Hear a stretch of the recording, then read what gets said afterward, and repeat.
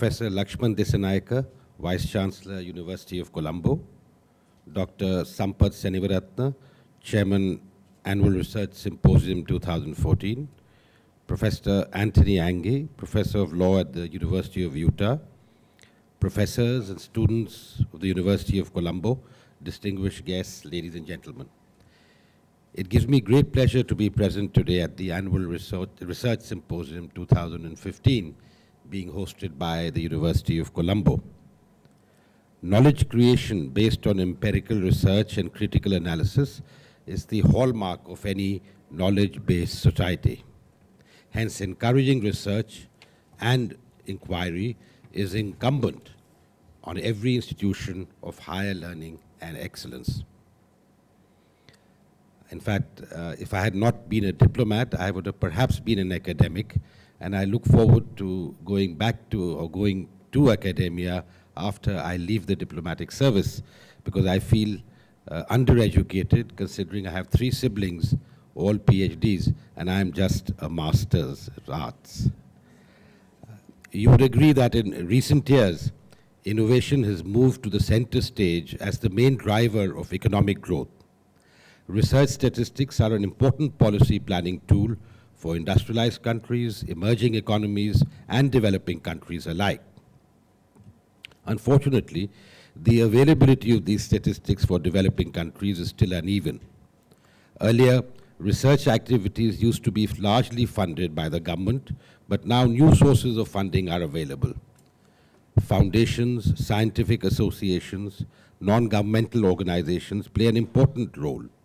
In addition, the contribution of private enterprise is becoming more important and gaining traction in a number of developing countries. Keeping in view these trends, this symposium hosted by the University of Colombo is significant, since it encourages research and inquiry in the country. This forum provides an opportunity for academic interaction, to exchange ideas, debate hypotheses, and broaden our knowledge base. The salience of the 8 broad disciplines of education, fine arts, humanities, law, management, medicine, sciences, and graduate studies, subjects for this symposium, cannot be overemphasized.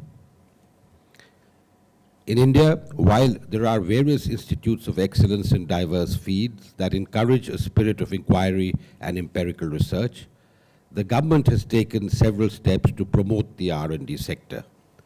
A National Institution for Transforming India, NITI Aayog or organization, has been established to enhance involvement of entrepreneurs and researchers to foster scientific innovation. With the government's support, the R&D sector in India is all set to witness robust growth in the coming years. According to a study by a management consulting firm, Zinnov, the engineering R&D market in India is estimated to grow at 14% to reach $42 billion by 2020. Most of the global MNCs are transferring their R&D centers to India. India is also expected to witness strong growth in the agriculture and pharmaceutical sectors as the government is investing large sums to set up dedicated R&D centers for these sectors. The Indian IT industry is also expected to add to the development of the R&D sector. India, as Sri Lanka's closest neighbor and partner, is ready to collaborate in research. During the 4th Advisory Board meeting of the Center for Contemporary Indian Studies of the University of Colombo held here last month, I had proposed that the university could partner with leading IT companies in India for training the trainers, who in turn can impart skills to the wider student community in Sri Lanka. The academia in Sri Lanka should avail of various short-term courses offered under the Indian Technical and Economic Cooperation Program, ITEC, to further enhance the resource base in Sri Lanka. During his visit to India last month, Prime Minister Ranil Wickremesinghe proposed concluding a bilateral economic and technology cooperation agreement by next year. While we commence negotiations for such a landmark agreement, the stress laid by the Prime Minister in boosting cooperation in technology reflects the importance Sri Lanka attaches to harness the fruits of the state-of-art technologies and the constantly expanding frontiers of research and development. I think this economic and technology cooperation agreement would be a unique agreement encompassing cooperation in the economic and commercial field as well as in technology and research. As you're aware, among the first free trade agreements that India signed, or for that matter Sri Lanka signed, were with each other and came into effect in the earlier part of the last decade. And since then, our economic cooperation, our trade has gone up 10 times, both exports and imports. And now the time has come, in fact, the time had come earlier to raise our economic cooperation to the next level, to include investments and services. And that is why in 2008, both the governments negotiated what is called the CEPA, the Comprehensive Economic Promotion Agreement. And in that, there were specific clauses which would promote greater interaction, economic and commercial interaction. But there has been so much disinformation or misinformation spread about that CEPA has now become a dirty word. However, I might like to say that, and when I came here, I was amused to read reports, and they came out recently again, about how a large number of Indians would come to Sri Lanka, Indian barbers, Indian lawyers, Indian whatever, you name it, Indian professors perhaps also, would come and take over Sri Lanka. And I was very amused by the fact because this was completely untrue.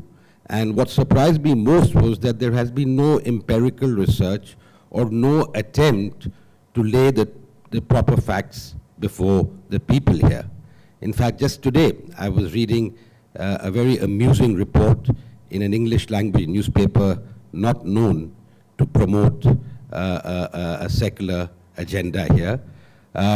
It was quoting a political leader who made an important speech.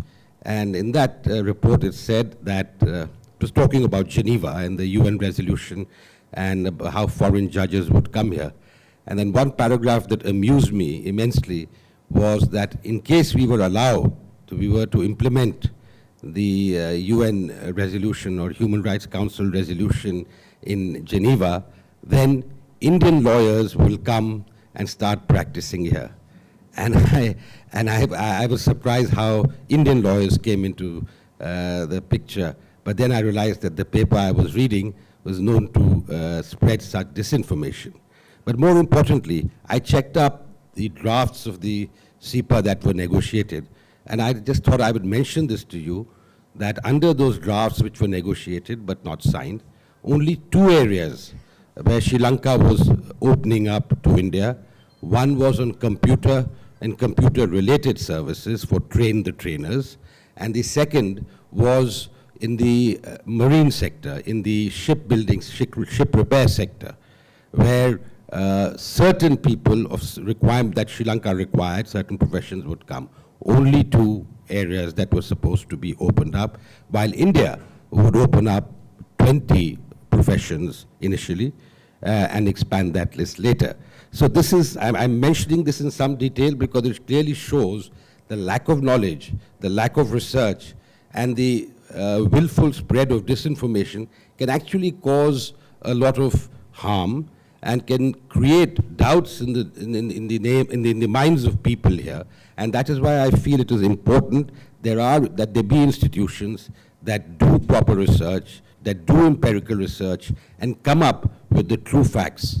Because for political or reasons or otherwise, there is a lot of disinformation being spread in the name of research or in the name of bringing transparency to what is happening to the people, or to what's happening in the country.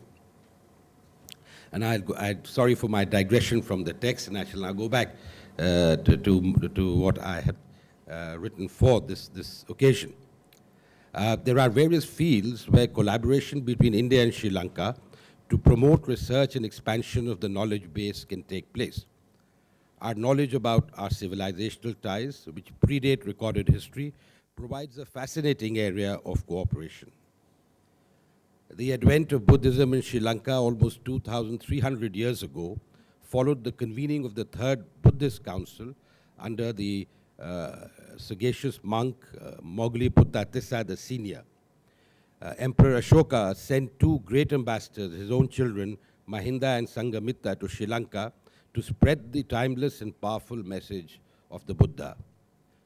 Patliputra, the present-day Patna, the imperial capital of Emperor Ashoka, and from where we believe that both Arhat Mahinda and Theri Sangamitta sailed down the Ganges to Sri Lanka, witnessed momentous developments.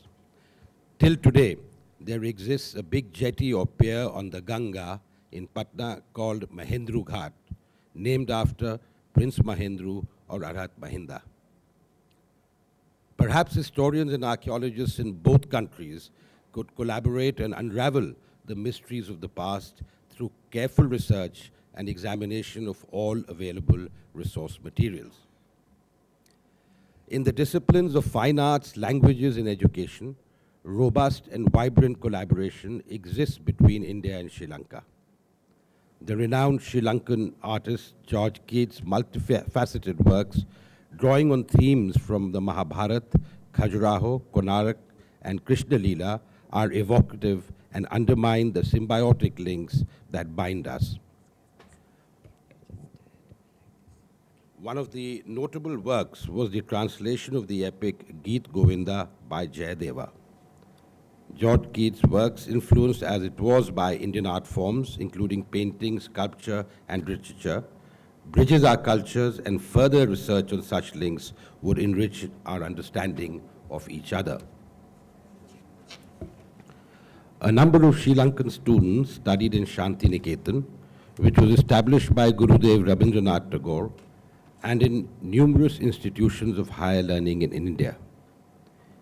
Events like Kalapola and the Gaul Literary Festival provide opportunities for Indian artists and authors to participate and further our rich legacy of artistic interaction, just as the Jaipur Literary Festival is attended by many well-known Sri Lankan writers. Next month, we plan to hold the inaugural event of the Festival of India in Sri Lanka, which will showcase the diverse and rich cultural heritage of India. Research on greater connectivity, both virtual and physical, between our two countries could be mutually rewarding. Both countries are working for resumption of ferry services between Colombo and Tuticorin and between Talaimanar and Rameshwaram, which will make travel easier.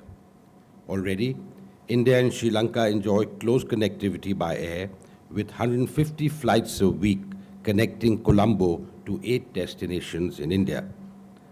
I look forward to a time when a passenger can board a train in Katragama in southern Sri Lanka and travel to Srinagar, a city founded by Emperor Ashoka in the northern Indian state of Jammu and Kashmir, by train and ferry. Digital connectivity is another area which has immense potential. The Prime Minister of India, Shri Narendra Modi, recently launched an initiative called Digital India. Sri Lanka could be a partner in this effort and gain from advances made in the digital world. Research and collaboration on law, especially since our legal systems have so much in common, could also be mutually enriching. There exist a number of bilateral initiatives which encourage research and collaboration. In this context, let me mention the India-Sri Lanka Foundation, set up under an MOU between the governments of India and Sri Lanka. The mandate of the foundation is to foster India-Sri Lanka relations through the enhancement of research in economic, scientific, technical, and cultural fields. To ensure this, the foundation every year invites project proposals for funding support. Proposals are considered for research projects and other educational activities at recognized institutions of learning located in India and in Sri Lanka.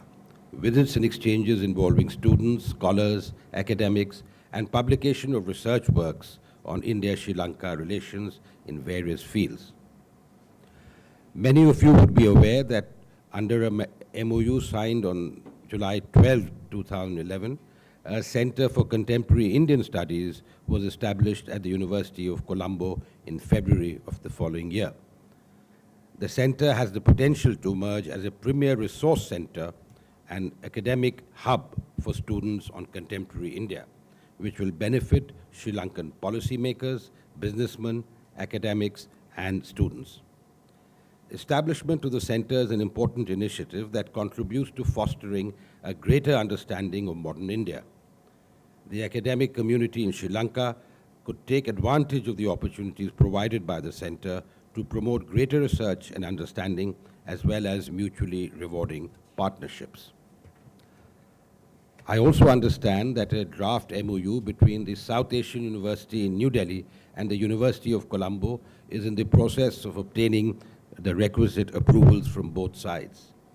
This MOU will further strengthen the R&D links between our two countries. I would like to conclude by extending my best wishes to the organizers of this symposium, including its chairman, Dr. Sampath Senivaratna, and the participants. I wish the Annual Research Symposium 2015 of the University of Colombo all success. Thank you.